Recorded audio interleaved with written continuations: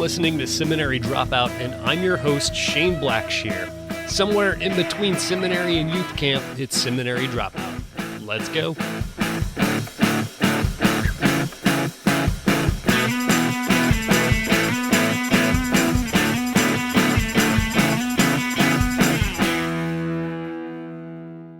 Hey, everybody. I want to remind you that, again, this episode is sponsored by Daydocs.org. Daydocs is a non-for-profit company who does short documentary films that are meant to be played in liturgies, worship services, and gatherings of the like. This week, I watched a short called Pichwi. It's about a Burmese refugee who finds some strength and in a war-torn country. It's beautifully made like all of the rest, and it's just completely fascinating. And I don't know anywhere else where you can find these short documentaries like this. Daydocs is doing something that is just not done anywhere else. And so remember, they've got pricing for any size church. And you can go and you can watch the videos on your laptop or on your computer for free. They're all there. Go check them out. Daydocs.org, Deidox.org. And of course, as always, I'll have a link to them on the show notes. Support them and you're supporting Seminary Dropout. All right, stay tuned for an amazing interview. Leroy Barber is Executive Director of Word Made Flesh Ministries and former President of Missionary and of Focus Community Strategies Urban Ministries. He's the author of 2 previous books, New Neighbor and Everyday Missions. He lives in Portland, Oregon, and we're here to talk about his newest book, Red, Brown, Yellow, Black, White. Who's More Precious in God's Sight? A Call for Diversity in Christian Missions and Ministry. Leroy, thanks for being on the show. Yeah, it's good to be here, man. Thanks for having me on. You have a lot of experience in the Christian nonprofit realm, and it sounds like you found out fairly quickly that being a person of color in leadership roles in that world came with some setbacks.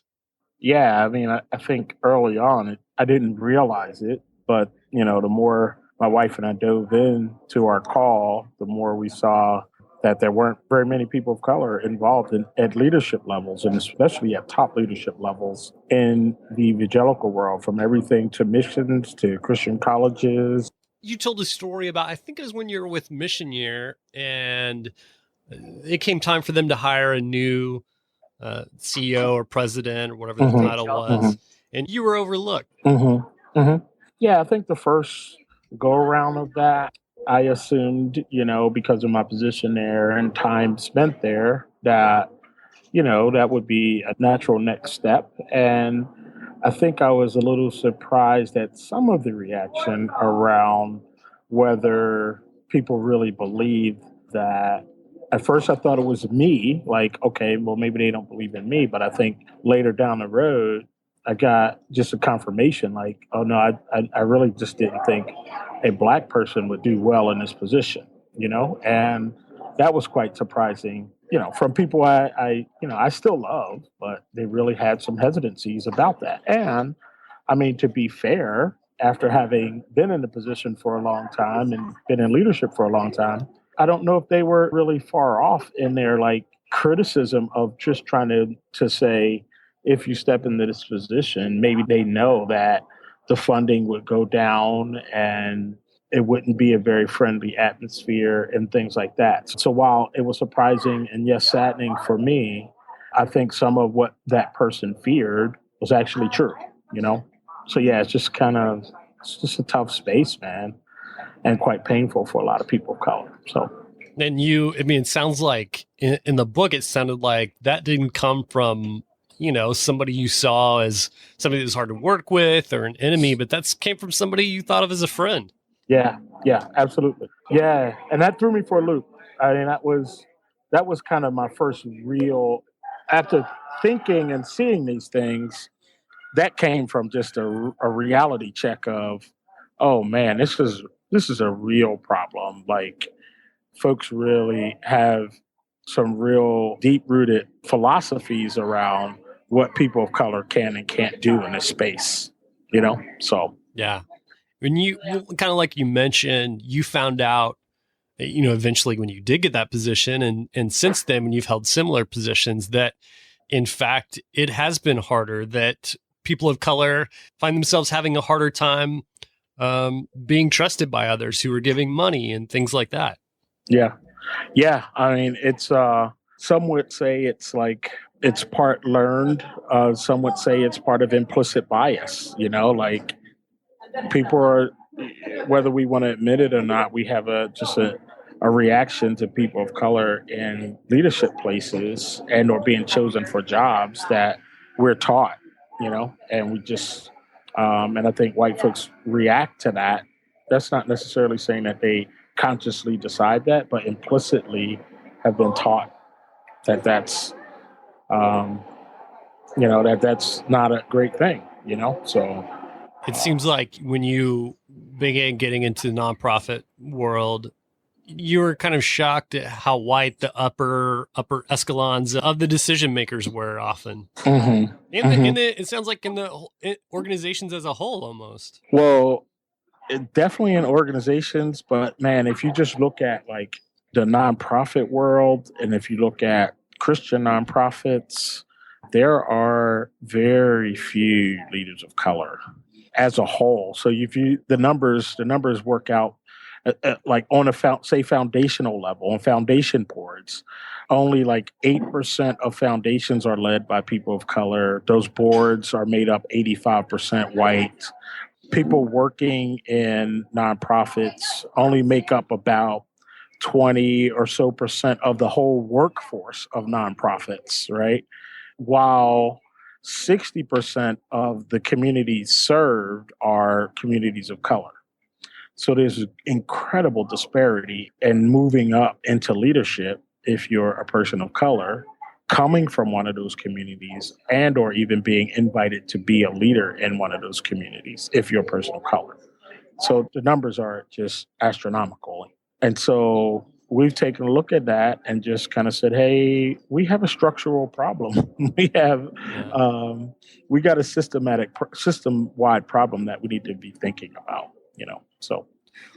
Well, and you raise a good point, because I mean, I think that a church in the suburbs really needs diversity in their leadership, but how much more so for these organizations who are trying to minister, trying to do good in the inner city, Right. and their boards, their leaders look nothing like the people that they're trying to help, and they come in as foreigners. Right. I mean, and if you think about those numbers, right, those numbers are of all nonprofits, right? So they include very large NGOs doing work around the world, right? Sure. As well. So we're talking about a global problem. It's not just the US, it's how people think about missions and how people think about leaders of color and how leaders of color can be effective, and or appointed in these spaces. It's quite daunting to think about, right? Talk in great detail in the book about an organization that goes by the acronym DOOR, and I can't remember. Mm-hmm. I can't remember what the acronym stands for, but Uh-huh. you use it as somewhat of a case study in Mm-hmm. how things can be done better. Can you share a little bit about DOOR and their story? Yeah, so DOOR stands for Discovering Opportunities for Outreach and Reflection. It's an organization born out of the Mennonite tradition, located in their home is located in Denver, Colorado, and I was asked to be on their board probably about 2001 or so. And at the time, they were, a majority white led organization, their board and their leaders and those kind of things. And through a number of conversations with the executive director, we got to a space of saying, if we're going to make real changes here, then policy needs to change. And effectively put in a policy that said the organization needs to be at least 51% people of color, top to bottom, starting with the board, and put out a 10-year plan to get there. And that policy became the key that governed every part of the organization. So when we're hiring staff, when we're appointing board members, all of those kinds of things had to keep that policy in mind. And what happened over that 10 years is it completely transformed the organization to where now it's a majority of people of color on their boards and in their leadership levels of their directors. They're hiring people of color to work on the ground with groups coming in. So a complete change because a policy from that board, and as they lived it out, it went to the rest of the organization.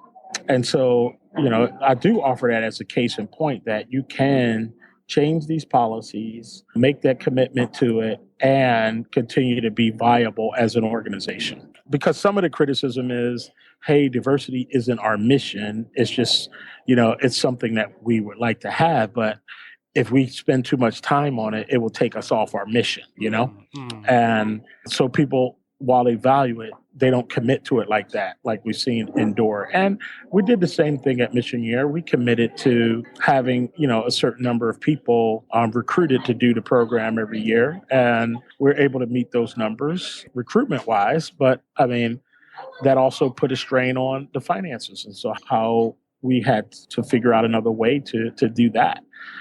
So I'm not saying that it's not challenging if you make those commitments, but those commitments definitely, you can meet those goals. There are people of color interested and qualified, not only to do missions, but also to lead. I really want to push against that misnomer. Well, I think that a lot of people think of, like, when they hear the story about Door and they think, well, okay, like they've got that, like, check off the diversity box. They've got that thing going for them now. But I think the feeling I get is that these organizations that are diverse in their leadership and or from the top down are objectively better, stronger organizations all the way through. Like they effectively do their mission better because they are diverse. Well, I mean, impact is what we're going for here, right? How do we best impact the lives of the people that we're trying to serve, right? And how do we do that with dignity? How do we do that in an empowering way? How do we do that where it's not paternalistic and all of these kinds of things? People would agree with those values. They don't want to do it that way. But I think that can only be done if you have people of color at the table and who are giving significant input into how the organization is run and what its policies are. It comes down to a lot of those things.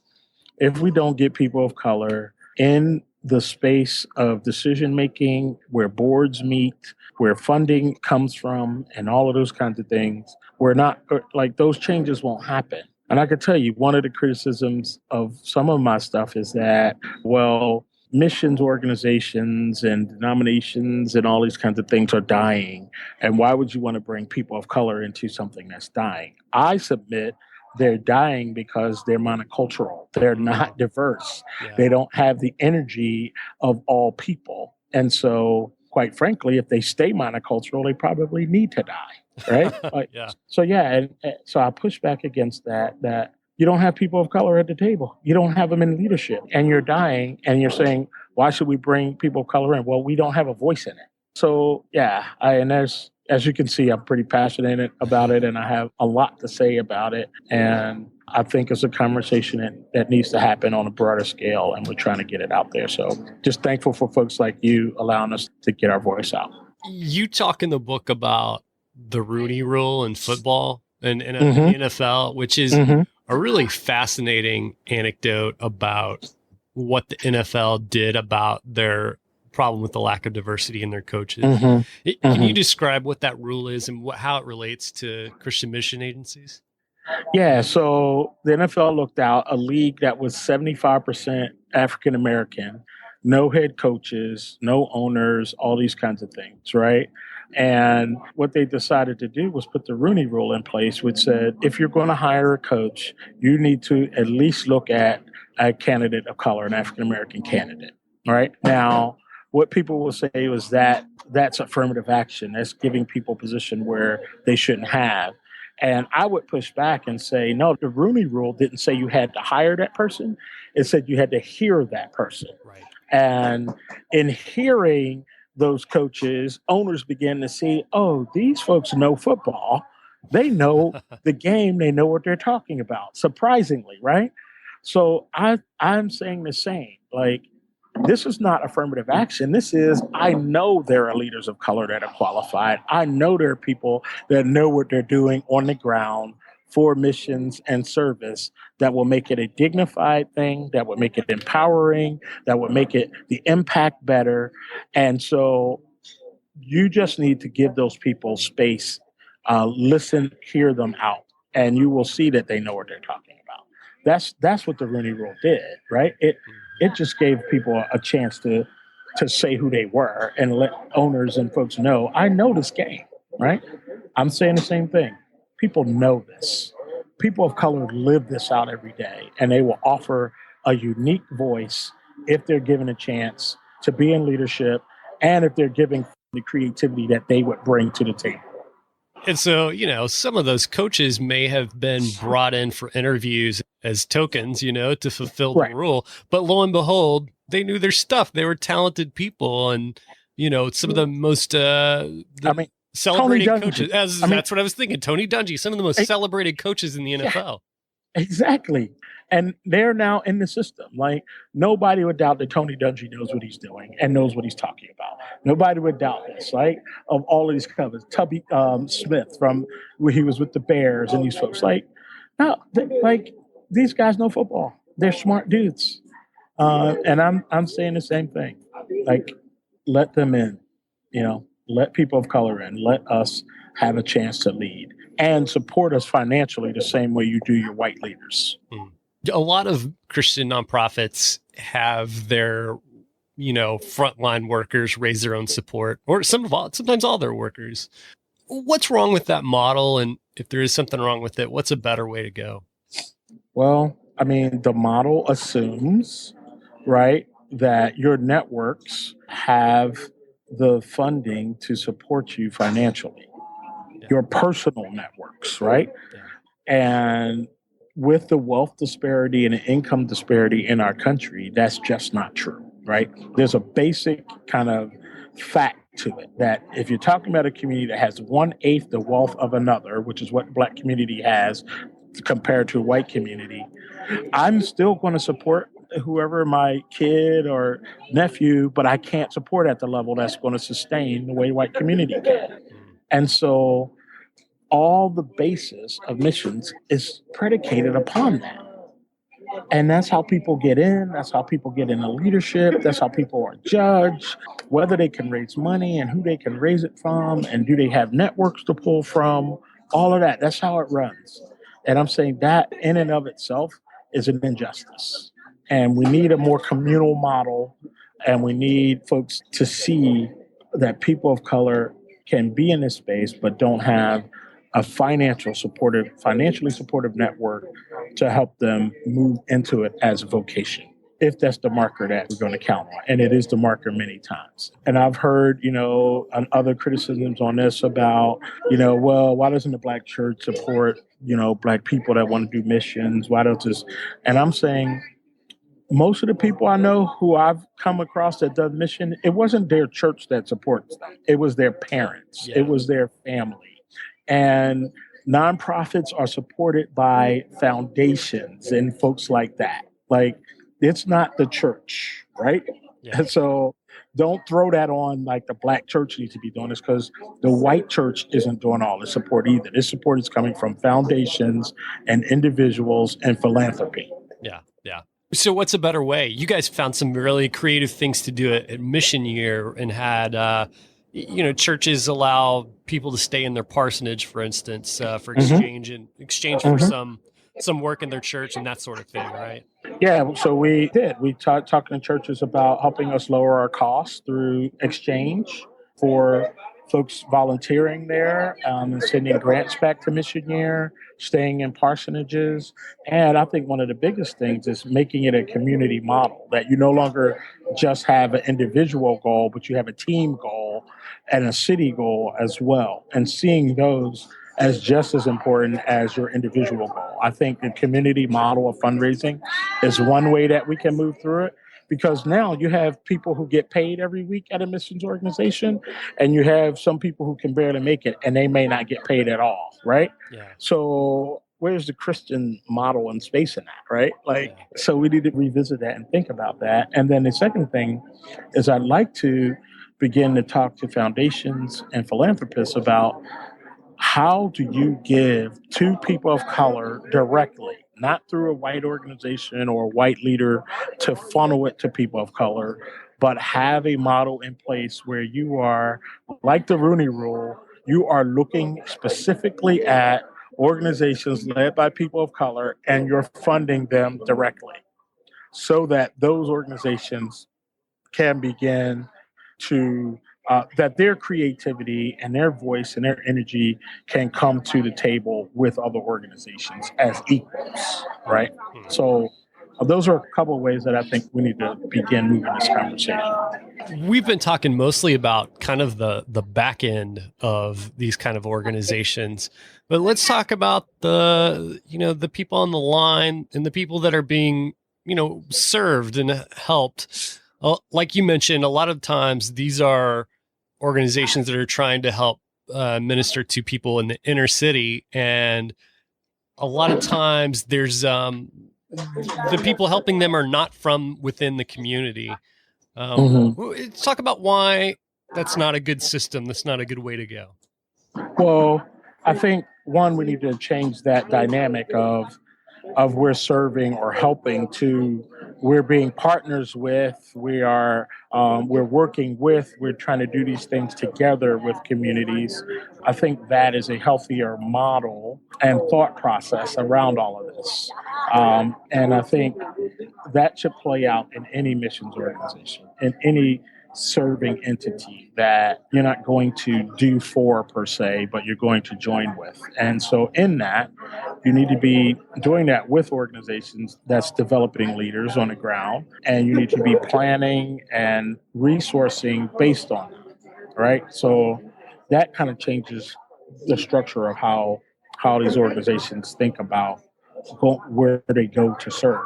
If they're looking for organizations that they can partner with, that they can work with in partnership, as opposed to kind of hand down, hand out, do for kinds of situations.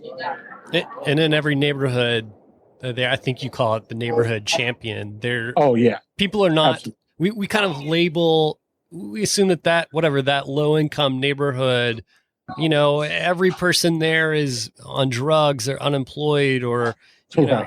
and it's just not. It's just not the case. It's just not the case. It's not true. There's always a leader. There's always people that care. There's a stat about crime even in low-income neighborhoods that most of it is done by 1% of the population that lives there. 1%.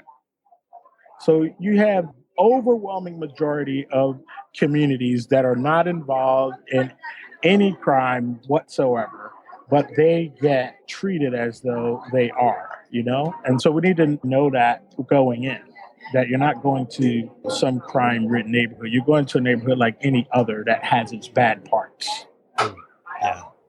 We live in a time where everyone, I bet not one single person listening to this will not have some kind of personal connection to a nonprofit, whether it's a close friend or a family member who works at one or they volunteer at one. I'm curious about what the questions are that white people need to ask themselves who are involved in these organizations. You mean if they're going into the communities? If they are sure, or about the organization within. It seems like we have to ask ourselves a lot of tough questions about and being honest with ourselves about the organizations doing the things that they really should and could be doing.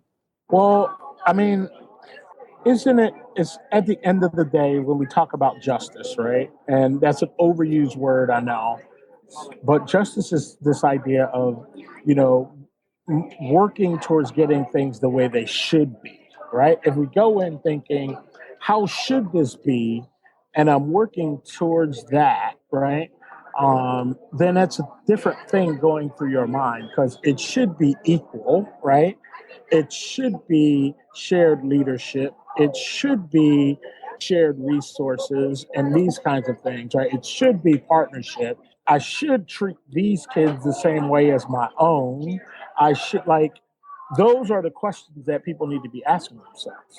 Um, and because then that changes how you do it. um, Treating your neighbor as yourself, right? In fact, the scriptures will say treating others better than yourselves or as you would like to be treated, right? So those become the critical questions. I mean, and I think those are just basic script, Christian principles. If we pull those out and start to operate on those, I think we do things differently. These organizations that are primarily run by white folks and have existed for a long time, they tend to have really large endowments. The money seems to be there, but the success a lot of times seems to be lacking. And then there are plenty of people in color who are involved and are doing really good work, having a lot of success, but don't seem to be as well funded. I guess I say all that because it seems like there is huge potential there if we can be the body of Christ and work together. Yeah, I think that's right.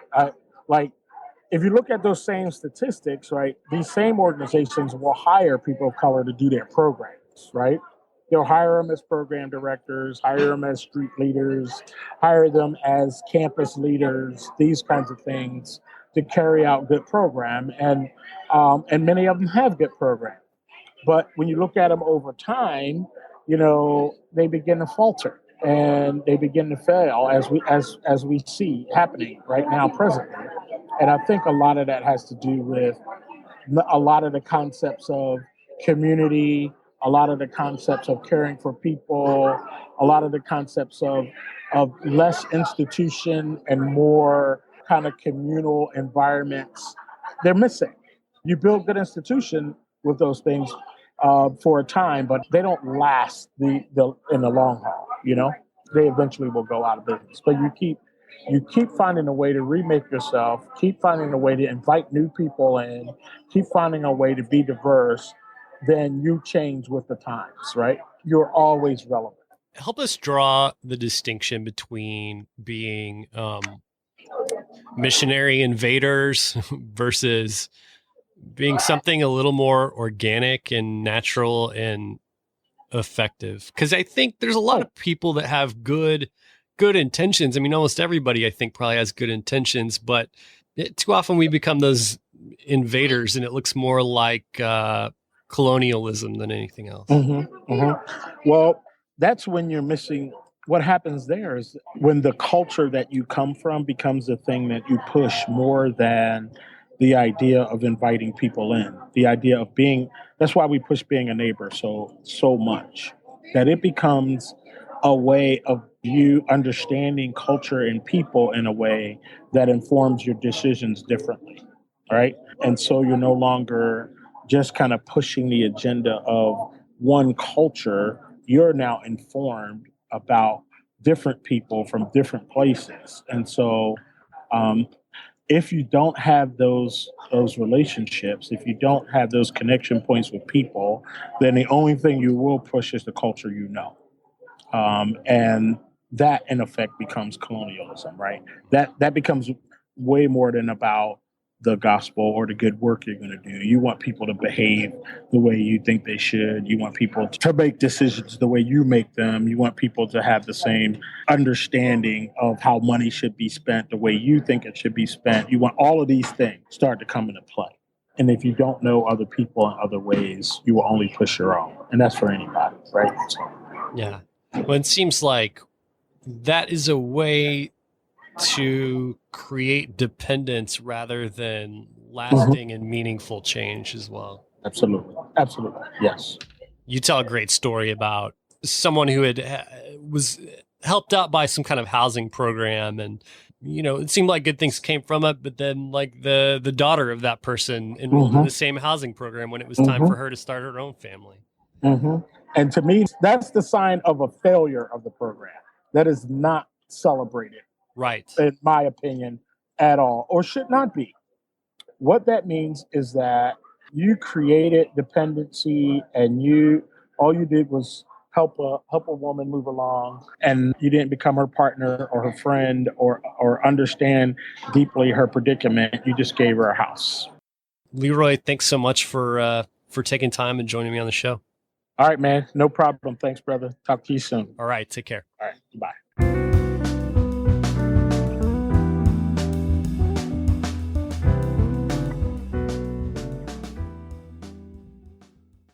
Thanks for joining me for another episode of Seminary Dropout. Remember, you can find all the show notes for this show and all shows at shaneblackshear.com. Thanks to those that left ratings and reviews on iTunes this week. Remember, that keeps the show front and center. Also, remember, you can find me on Twitter at @beardonabike. That's @beardonabike. Also, I'm on Facebook, facebook.com/ShaneBlackshear123. And remember that Seminary Dropout is listener supported. You can visit supportseminarydropout.com and press Become a Patron. Remember, this music you're listening to right now is by D.L. Rossi. You can find him online on iTunes and at dlrossi.com. All right, thanks again for joining me for another episode of Seminary Dropout. Stay tuned for next week's episode. Love you. Take care.